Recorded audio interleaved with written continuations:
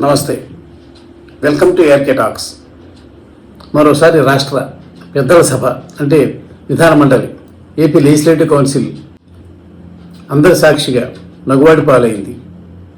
పైగా ఇందుకు పాల్పడింది కొత్తగా శాసనమండలిలో ప్రవేశించిన సభ్యులు కాదు, లేదా ఇప్పుడిప్పుడే రాజకీయాల్లో అడుగులు వేస్తున్నవారు కాదు.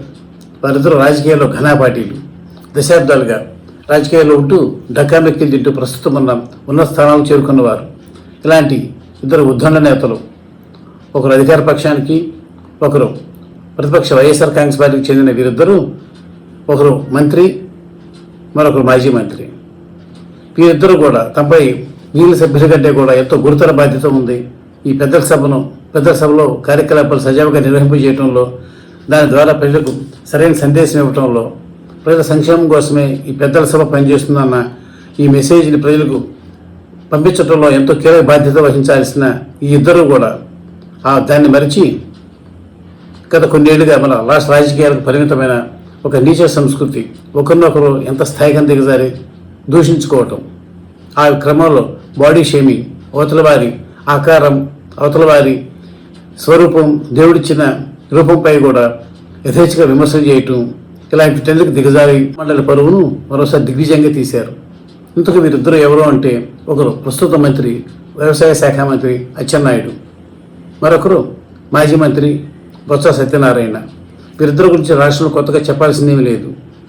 రాష్ట్రంలో దాదాపు ప్రతి ఒక్కరికి కూడా వీరిద్దరూ తెలుసు. అందుకు కారణం దశాబ్దాలుగా వీరికున్న రాజకీయ అనుభవం, పరిణతి. అయితే వీరిద్దరూ కూడా ఈరోజు అంటే సోమవారం శాసనమండలిలో ప్రవర్తించిన తీరు, ఒకరినొకరు దూషించుకున్న విధానం వారికి ఇద్దరికి ఎలా ఉందో కానీ చూసేవారికి మాత్రం జుగుప్స కలిగించింది.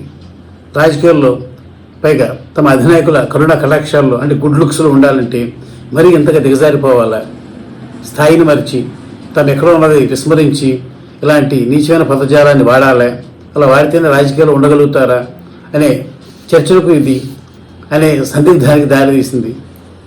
ఒక రకంగా ప్రజల్లో ఇప్పటికే రాజకీయాల పట్ల, ఆంధ్రప్రదేశ్ రాజకీయ నాయకులు వాడే భాష పట్ల, వారు ప్రవర్తించే తీరు పట్ల ఎన్నో అభ్యంతరాలు, ఎన్నో ఆక్షేపణలు వ్యక్తమవుతున్న తరుణంలో ఈ ఇద్దరు నేతలు ఒకరు దూషించుకున్న తీరు శాసనమండలి స్థాయిని ఇంకా దిగజార్చింది. ఇంతకు ఏం జరిగింది అంటే, రోజులుగా రాష్ట్ర డిఎస్సిలో అవతకులు జరిగాయంటూ వైఎస్ఆర్ కాంగ్రెస్ పార్టీ రకరకాల రూపాల్లో ఆందోళన చేయటం, వాటిని కౌంటర్గా గట్టిగా ఢీకొంటూ అధికార కూటమి కూడా డిఎస్సి సెలెక్ట్ అయిన అభ్యర్థులతోనూ తర్వాత అధికారులతోనూ పత్రికా ప్రకటనలో ప్రెస్ మీట్లు పెట్టించడం చూస్తూనే ఉన్నాం. ఈ కీలకమైన అంశంపై చర్చ జరపాల్సిందేనంటూ ఇవాళ వైఎస్ఆర్ కాంగ్రెస్ పార్టీకి శాసనమండలిలో పక్ష నాయకుడైన బొత్స సత్యనారాయణ శాసనమండలి స్పీకర్ను కోరారు. అయితే ఆయన చర్చకు అనుమతించలేదు.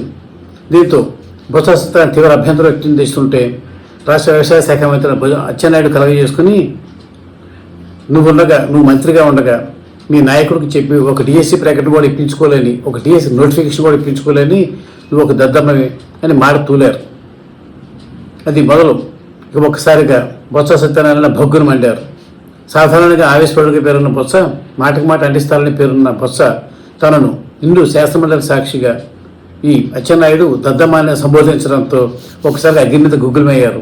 ఆ వెంటనే ఎద్దులా పెరిగావు, ఇదే మాట్లాడే పద్ధతి, ఆంబోతులా ఉన్నావు, నువ్వు అంత ప్రజలకు తెలుసు ఎవరు దద్దమ్మో ఎవరు ఆంబోతో, నువ్వు దద్దమ్మవు కాబట్టి రాష్ట్రంలో వ్యవసాయ రంగం అంతా దిగజారిపోయి రైతులు ఆత్మహత్యలు చేసుకుంటున్నారు. ఇలా ఆయన నోటుకు వచ్చినట్టు ఇలా బొత్స పేలారు.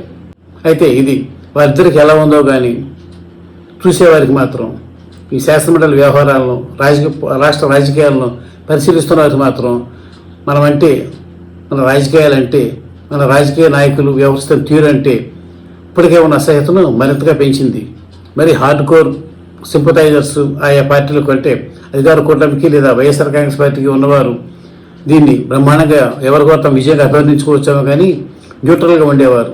తటస్థంగా ఉండి రాష్ట్ర విధానమండలి వంటి అత్యున్నత చట్టసభ ప్రజలకు మేలు చేసే విధానాలపై చర్చ జరపాలి, సిద్ధాంతాల ప్రాతిపదికన నడవాలి తప్పితే ఇలా వ్యక్తుల ఇష్టాయిష్టాలు, వ్యక్తుల రాగద్వేషాలు, బాడీ షేమింగ్ వంటి నీచమైన ఇట్లాంటి చర్యలకు, ఇలాంటి వ్యాఖ్యలకు ఏమాత్రం వేదిక కావాలని భావించే వారందరికీ కూడా ఇవాళ జరిగిన పరిణామం మరింత మనస్తాపాన్ని కలిగించింది.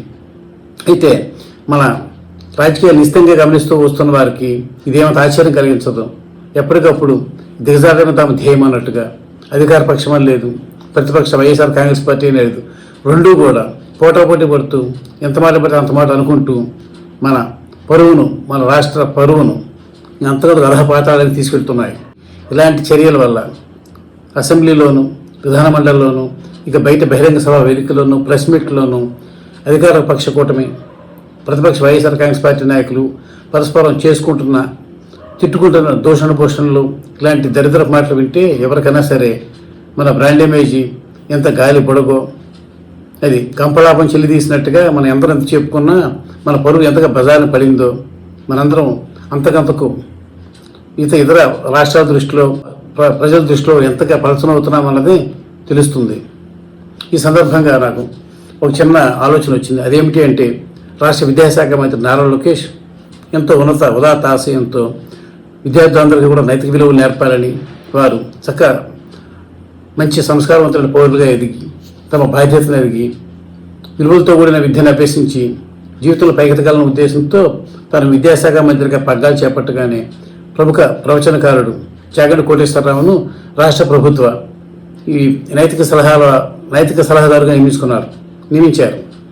ఆయన పని ఏమిటంటే విద్యార్థులకు దిశానిర్దేశం చేయటం, విలువల గురించి నేర్పటం, వారికి రుజువర్తం అలవాటు చేయటం.